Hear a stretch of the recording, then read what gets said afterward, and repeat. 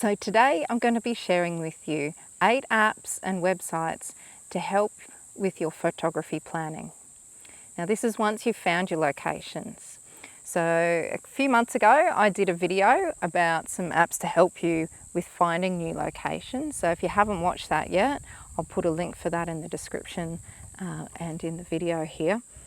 But these are for when you've got your location and you're now trying to plan it. Now, a lot of this can be particularly helpful when you're going away on holidays and you don't have time to be waiting all day for the right light. Now, I'm not going to go into too much detail about how to use each of the apps. I'm just going to quickly run through all of them and what they do. So starting off with Google My Maps. Now, this is something you can only access through the web page. There's not an actual app to download onto your tablet. Now you just need to go to google.com/maps/D, and then what you can do is save all your locations onto a map, and you can put information in there. You can add in photos if you've seen for reference, so you can remind yourself what they look like. You can add little special icons and colours and all that sort of thing. So that's really handy for being able to remember all of your locations. Now you can export these locations and import them into other apps that use location data, such as my second app is called the Photographers Ephemeris, or TPE for short. Now, I know a lot of people use the PhotoPills app, and PhotoPills has heaps of different functionality in it, but for myself, I find it a little bit overwhelming, and I just prefer to use TPE for simplicity. So in this, as you can see, it will show you the sunrise and sunset times and the direction they're going from. As you move through the day, you can see the direction the sun's coming from. And a great helpful one for astrophotography is at night, it actually shows you the light pollution. So it helps you to find areas that are going to be dark enough for astrophotography. And from my experience, the green areas, I think you kind of need to be at least in a green to get a decent photo of the night sky. So this app is really good for being able to, in a bit more detail, work out what the best direction is, and also to give you a lot of information about different kind of events like when full moons are, etc. Okay, so moving on to number 3 is Google Earth Pro. Now, Google Earth Pro is a desktop application. It's for free to download, but you can only use it on your desktop.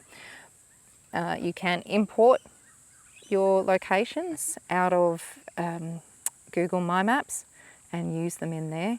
And what Google Earth Pro is really good at doing is giving you a visual representation of where kind of landmarks are, hills, and also showing you how the sun and shadows are going to fall at them on different days and at different times. So it's excellent for when you're traveling and you're trying to get that great light and maximize your time available.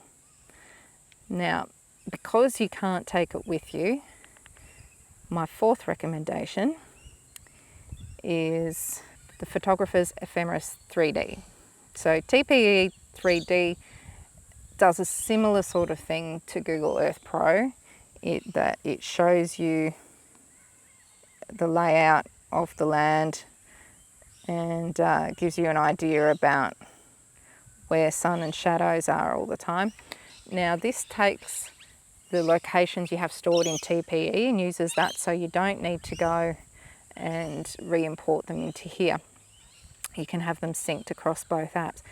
It is a little bit clunky though, which is why Google Earth Pro is much easier to use, but for on the go, this one will really help. Okay, so my fourth app that I use a lot is called Windy. And this is the app that I use for checking out weather forecasts and seeing what the cloud cover looks like it's going to be like.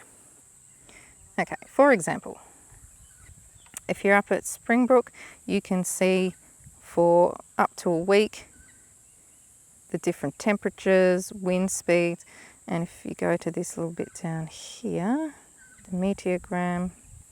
Okay, this bit down here will show you your cloud cover and expected rain. Now, I find it's reasonably accurate, about as accurate as any weather forecasting is.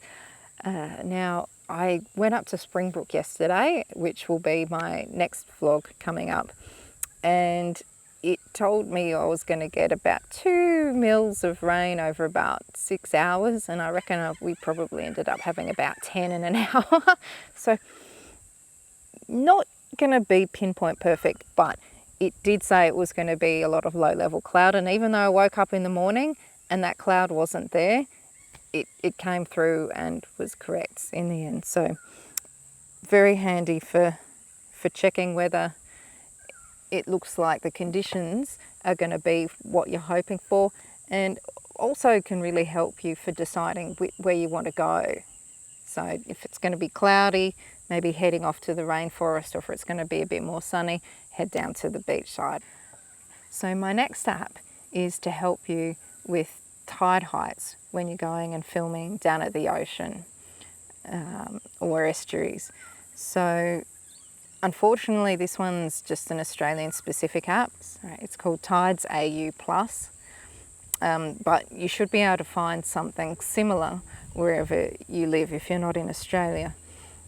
But it gives you you've got a whole lot of different locations, and then it just very simply gives you high and low tide times, so to help you plan your shots down by the beach. Now, this is probably going to be more helpful when you know the area, and therefore you know what a high tide or a low tide looks like. If you're going somewhere new, you might not actually have any idea what the difference between those means, but can be quite handy for getting those local beach shots. Now, my 7th app to recommend is for astrophotography, and that is Stellarium Mobile. Now, they do have I think it's a free one that you can get through their website, and I do believe that actually has more functionality in it than the mobile version.